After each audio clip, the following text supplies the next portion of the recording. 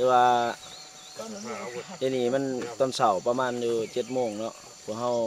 อยู่เขตเราหลวงป่าผลิตเสกพอแบงวิไลเจ้าชื่อว่าปัจจุบันนี้พวกเรากำลังสิเดินทางออกไปสนามเนาะไปเก็บกำข้อมูลด่านชีวนาพันธุ์เนาะซึ่งว่ามีทางอันหมากกับคลองบ้านเนาะป่าไม้บ้านเนาะแล้วก็ทั้งป่าไม้เมืองแล้วก็ป่าไม้แขวงเนาะรวมทั้งทีมงานของโครงการซูฟอร์ดคือโครงการคุ้มครองป่าไม้แบบวินานเนาะชื่อว่าป่าผลิตนี่มีเนื้อที่อยู่37,862 เฮกตาร์เนาะชื่อว่าได้ผ่านการจัดสรรมาแล้วและเดี๋ยวนี้พวกเรามันมีเขตที่สามารถตอบสนองไม่ได้เนาะเขตที่ฟื้นฟูเขตที่อนุรักษ์ฉะนั้นจุดประสงค์พวกเราลงมานี้ที่ว่าอยากไปศึกษาเบื้องเขตอนุรักษ์ซึ่งว่าใหม่ดังกล่าวในเขตนี้เป็นใหม่ใหญ่แล้วก็ใหม่ที่บ่ค่อยเป็นเศรษฐกิจได้เนาะโดยเฉพาะมีใหม่บากใหม่ย่างใหม่ห้าวใหม่เนี่ยเจ้าฉะนั้นว่ามาสุนีนี่มันอยากมาสำรวจศิวานานาพันธุ์เนาะโดยเฉพาะมันอยากไปเบิ่งเกี่ยวกับเรื่องเครื่องปลาของดงเนาะแล้วก็ชนิดสัตว์ป่าที่หายากและไก่สูญพันธุ์เนาะซึ่งว่ามีห้องห้อย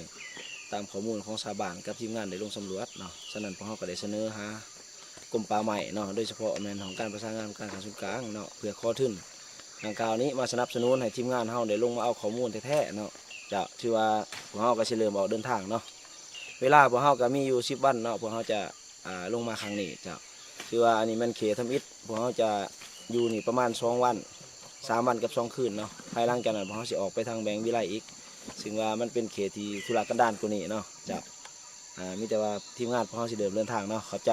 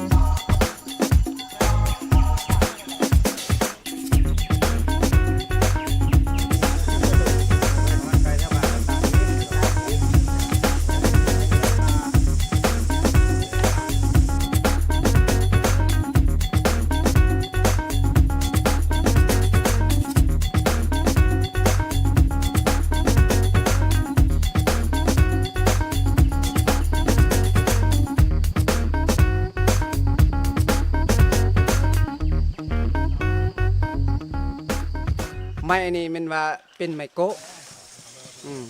ไม้โกะเนี่ยถือว่ามันมักเกิดน้ำดงชาวบ้านที่ได้มีประโยชน์นำใช้จากไม้โกะตัวนี้เมนว่าเนี่ยเมนว่าตัดเห็ดกระพากผู้เฮือนก็ได้จากหันมาจากซานเห็ดกระบุงกระตาก็ได้และจากหันแล้วก็เห็ดหัวหนึ่งเขา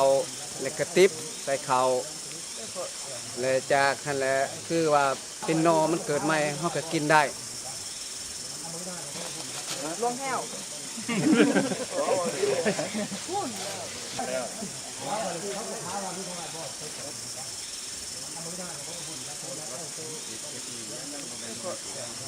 กระหุมเลยที่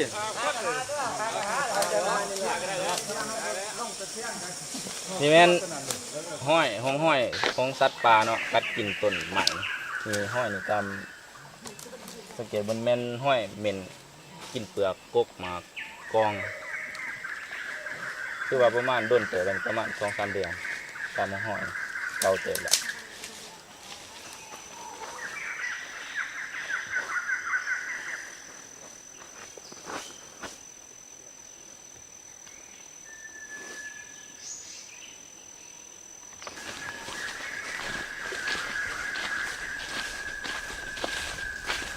จุดที่6ช่วยอยู่ทั้งหมด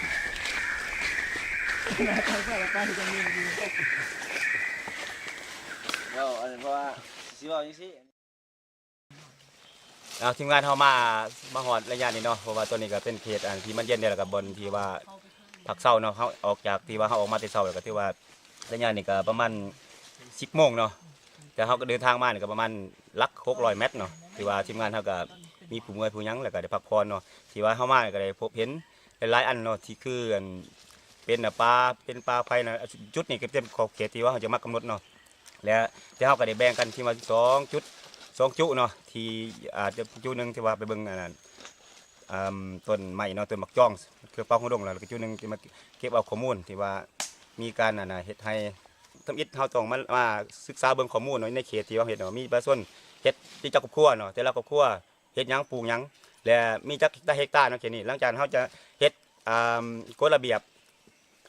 แบบมีส่วนร่วมกับบ้านบ่ให้มีการทางต่อจังซะแต่ว่ามีให้เก่าให้หยังเฮาจะกำหนดให้ว่าปีนี้ไม่เฮ็ดปีนี้ไม่เฮ็ดปีนี้เนาะที่ว่าบ่ให้เฮ็ดแบบเลื่อนลอยเนาะเพราะว่าอยากรู้เนาะที่ในเขตนี้หลายปานใดเพราะจุดนี้ที่เฮาจะเฮ็ดการอนุรักษ์ป่าไม้เนาะเพื่อบ่ให้มีการทำลายและเพื่อมีส่วนร่วมกับชาวบ้านที่เฮาได้มานี่ถือว่าสองบ้านรวมกันเนาะอยู่ในป่าของเฮานี่ตามที่ว่าเฮาได้มาหลายๆเทื่อเนาะเพราะว่าในสำหรับอยู่เขตนี้เฮาได้มา 6-7 เทื่อแล้วเนาะแต่ว่าจุดนี้เฮาอยากกำหนดว่าอยู่ในมันมีเป็นเรื่องนิเวศเนาะถือว่าเขตนี้ถือว่าอุดมสมบูรณ์หลายและมีทั้งสัตว์ป่านานาชนิดเนาะที่อาจจะสูญพันธุ์เนาะเช่นตัวอย่างนี่เป็นช้างเป็นเมยแต่ว่าจุดนี้เฮาบ่ทันไปฮอดเนาะบางเทื่ออีกยังอีก2 มื้อเนาะเฮาจะเห็นบ่อนช้างบ่อนเมยที่ว่ามันอยู่เนาะ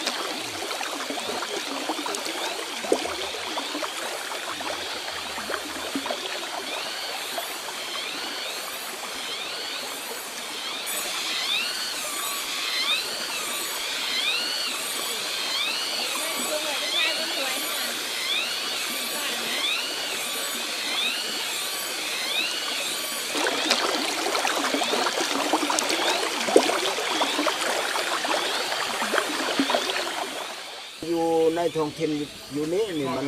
18 ปีแล้วมากวดกาเบิ้งที่ว่าเครื่องชิ้นป่าของนางหั่นนะเป็นสัตว์สาวาสิงหั่นนะและอันที่นึงตามข้าพเจ้าเห็นนี่ก็เป็นว่า1นี่ช้างนี่ยัง3 ตัวลูกมันตัวนึงและมีตัวฝ่ายตัวนึงช้างฝ่ายเขาช้างทึกหักง่ามันอันต่ำที่สุดแล้วอัน8 โลลงมา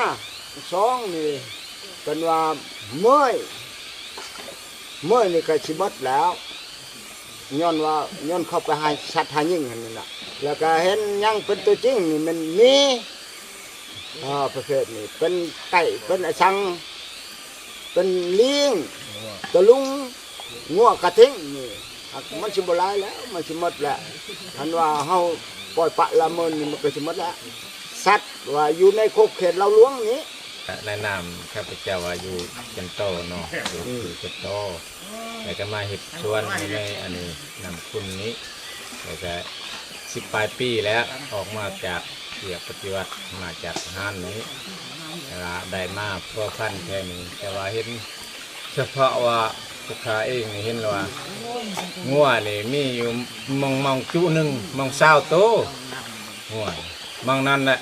งัวป่าเนี่ยงัวป่าเมื่อนี่บ่เห็นแต่ว่าสัตว์อื่นๆนี่ก็หลายอยู่เป็นนกนูปูจีนมีแต่ว่าหมู่มาทำลายและคือพวก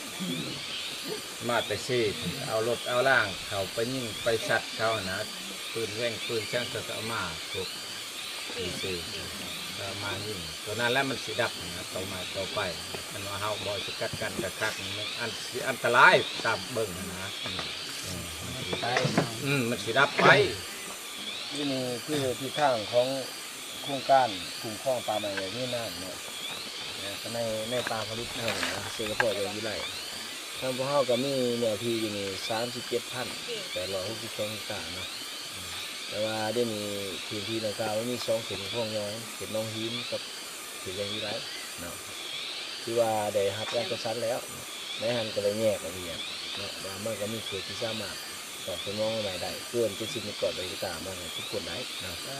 แล้วก็ลุดลงมา69มันก็ลงมาหาทางทิศกับพื้นผู้กับธรรมศาสตร์เนาะแล้วก็เรือน่ะก็มันปลูกเสริมปลูกสบางไปนะแล้วก็นอกจากก็มันเพื่อน้ำชื่อเนาะดินส่วนให้ไปส่งต่อแต่วันนี้ตามทิศทางของโครงการเนาะหรือว่านี่ขั้นปลาผลิตได้ไหมก็ว่า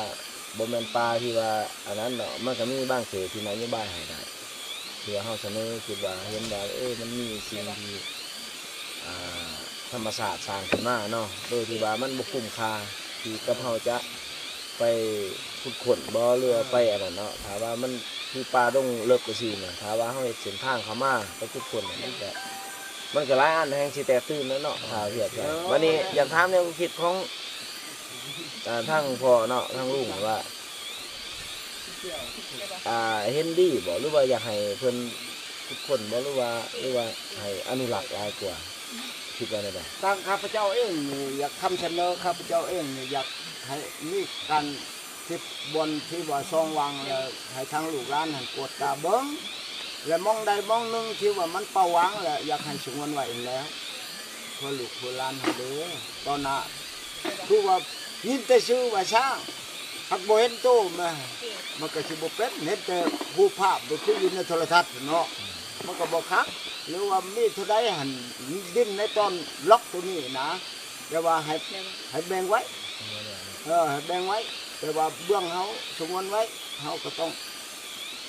บ่ให้มีการผลิตถ้าว่าเฮาสิบุกเบิกหมดสัตว์ชาวาสิ่งมันก็แตกหมดได้เนาะพุ่นเนาะตัวนี้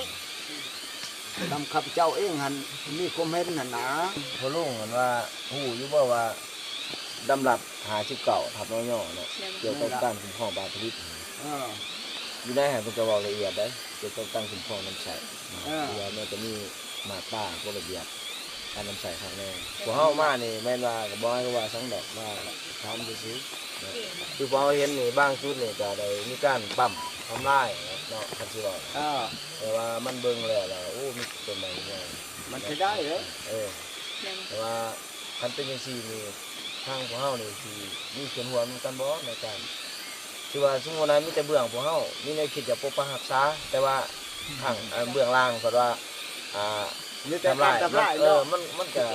มัน เฮ็ดบ่ได้เด้ เฮ็ดบ่ได้วันนี้เดี๋ยวนี้ได้คิดต่อไปถ้าสมมุติว่าทางคันเทิงเข้มแข็งคันลุ่มเป็นจังได๋ลองว่าต้องเสริมน้ำกันแล้วมันจะสิไปได้แข่งกกอ่อนป้ายมันก็บ่ได้แข่งป้ายอ่อนกกก็บ่ได้ต้องพร้อมกัน มันจังเฮาสิได้แหละ คุ้มครองทรัพยากรนานาชนิดนี้เกี่ยวกับเรื่องป่าไม้นี่น้องแต่ว่ามีระเบียบหลักการมีหมดคนได้ว่างให้กำหนดให้แต่ละบ้านเฮาก็ได้นำใช้แต่นำใช้นั้นแต่แบบว่าบ่ทั่วถึงน้องและบางบรรดาสหายก็ได้จัดตั้งปฏิบัติลงลึกตัวจริงแท้มีผลสำเร็จและบางครั้งก็มีการจุดอ่อนเนาะจุดอ่อนอยู่บนว่าบ่ปฏิบัติตามคำสั่งเฮาปฏิบัติการหันเนาะโอเคนี่มันมี2อย่างแต่ว่าสิบ่ได้บ่ก็ได้แต่มันบ่ได้ร้อยในระยะผ่านมาสาเหตุมันเป็นไงสาเหตุย้อนอันนั้นสำหรับในคะแนนการแต่สมมุติว่าพวกเฮาแต่งตั้งเนาะแต่งตั้งในพวกไปเคลื่อนไหวกวดกาหลักตะเวนนี้และสาเหตุนี่บางอันแหละเข้าหู้แหละครับก็แต่ก็มีผู้มาลักโลกเนาะบ่เข้าหู้แล้วบางเทื่อหันเขาก็ปบนี้เนาะลบหลีกเฮาโดยบ่ทันคนที่ว่าลักลอบหันคือว่าเฮาบ่ได้ปรับใหม่คือว่าเขาบ่ได้ คือว่าเขาบ่ได้ลาบสินะแล้วมีบางคราวเฮาก็ได้เจอได้พ้อเฮาก็ได้ปรับไม้ตามระเบียบหลักการที่กำหนดระเบียบของบ้านและระเบียบของเมืองของแขงเฮาก็ปฏิบัติแท้จริงแต่ในนั้นมันจึงยังได้ซ้ำนี้เนาะถ้าเฮาบ่เฮ็ดได้ซ้ำนั้นก็ถือว่าแฮงมันสิหมดหลายกว่านี้แต่เดี๋ยวนี้ยังมีอยู่แต่ยังพอกินพอใช้อยู่สำหรับในกลุ่มบ้านแบ่งเฮานี้ ด้านแนวความคิดนี่อยากให้เฮ็ดหยังแท้ๆเป็นหลักที่ว่าให้มันสิ่งสิเป็นไปได้แท้ๆเฮาต้องเฮ็ดได้ ในอนาคตแต่นี้เมื่อหน้าเนาะ จ้ะ แต่อนาคตแต่นี้เมื่อหน้านี่แม่นว่าต้องมีการคุ้มครองให้เน้นหนักขึ้นเติมกว่าเก่าเนาะนั่นหนึ่งทานเกิดไทยมันหาสองแหละเกี่ยวกับเรื่องทางโครงการมันมากวดก้าและปรับปรุงเติมโครงการติดตั้งบรรดาสหายให้มันเข้มงวดแล้วก็ปัญหาอันที่สามเกี่ยวกับเรื่องเฮาสิสกัดกันเกี่ยวกับเรื่องหนึ่งเนี่ยเนาะตัวอย่างมันเคยมีแต่ก็บ่ทันหมดหนึ่งนี่เกี่ยวกับเรื่องปัญหาการทางป่าเฮ็ดให้เนาะในบางท้องถิ่นแล้วก็ต้องมีจุดและอันสองมาและเกี่ยวกับเรื่องการทำลายสัตว์ป่าแต่ละชนิดนี่ก็มันยังก็สิเฮ็ดได้เฮาเว้าได้อยู่บ้านแต่เฮาบ่มันสิไปกวดกาคู่มือเนาะ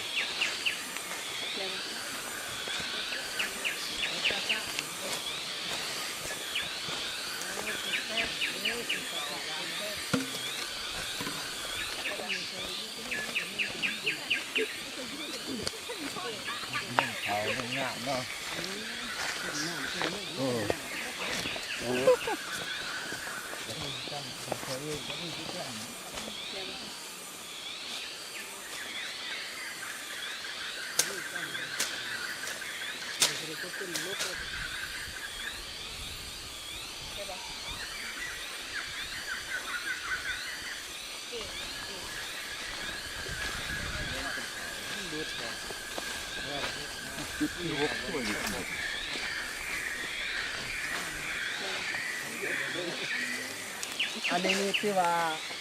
ห้อยมีขึ้นตรงใหม่ตัวนี้เนาะคือว่ามันมีในเขตป่าตัวนี้ก็มีสัตว์ป่า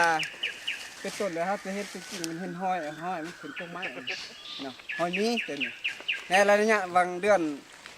อันนี้เดือน2 ปี 2017ความมันใหญ่เฉลี่ยใส่ความน้ำหนักมัน35 กิโลเฮาได้เฮ็ดเวียกมานี้ระยะแต่วันที่25หอดวันที่27ที่ว่าผลสำเร็จในการตรวจการมื้อนี้และเฮาก็ได้มาวันนี้แล้วเฮาได้พบพ่อห้องห้อยสร้างป่าและก็จากนั้นแล้วก็มาหอดต้นไม้ต้นนี้ก็มาเห็นมีจีกต้นไม้และจุดประสงค์มันจีกต้นไม้นี้มันอาศัยว่ากินอาหารมันมีเถิงก้นอยู่ในอาหารและขี้สูดมันเอาน้ำมันเป็นอาหารของมันและถือว่าสัตว์ดังกล่าวนี้ก็ยังมีอยู่แต่บ่ทันได้ดับศูนย์เนาะนับแต่สัตว์ป่านานาชนิดยังก็มีหลายแต่เฮาบ่พบโตพบแต่ห้องห้อยมันซื้อเนาะอิงใส่ทั้งโครงการได้มามีทุนสมทบประกอบส่วนทั้ง4บ้านเพื่อคุ้มครองเพื่อให้มีประสิทธิผลสูงเพื่อให้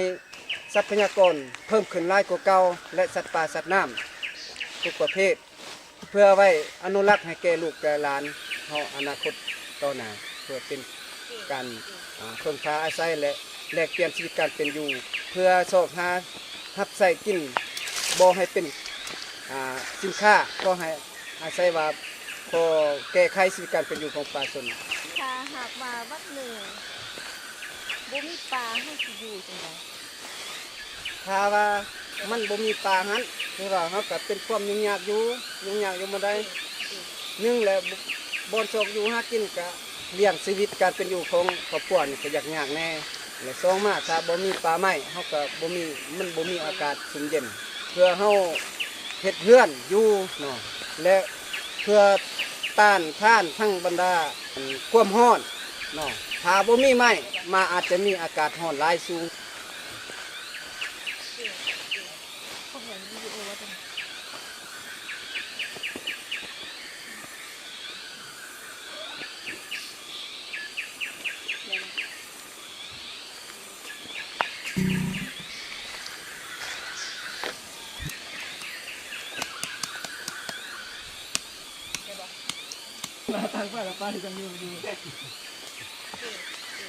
ว้าวอันนี้เพราะว่า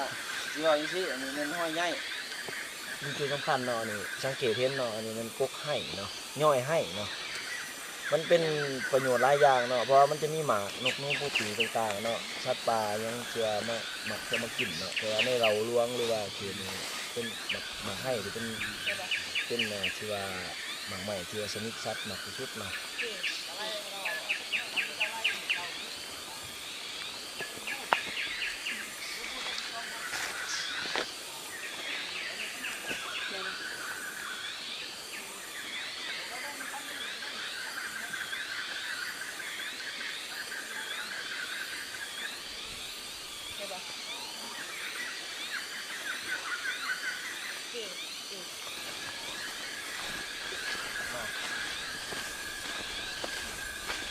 จุดที่หกช่วยอยู่ข้างบน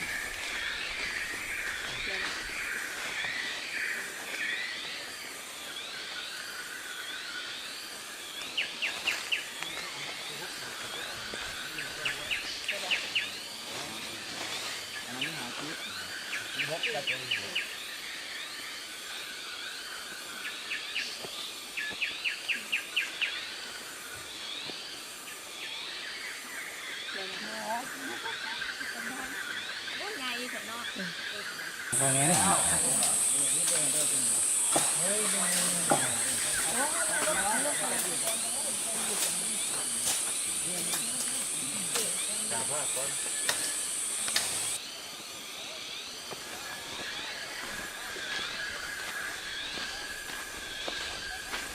จุดที่หกช่วยอยู่ข้างบน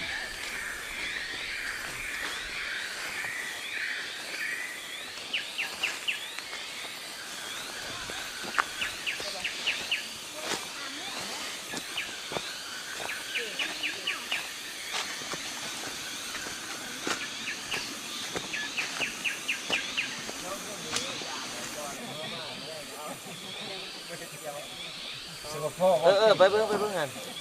เปียก พุ่นอยู่นอกก้า แม่เองเนี่ย กำลังโย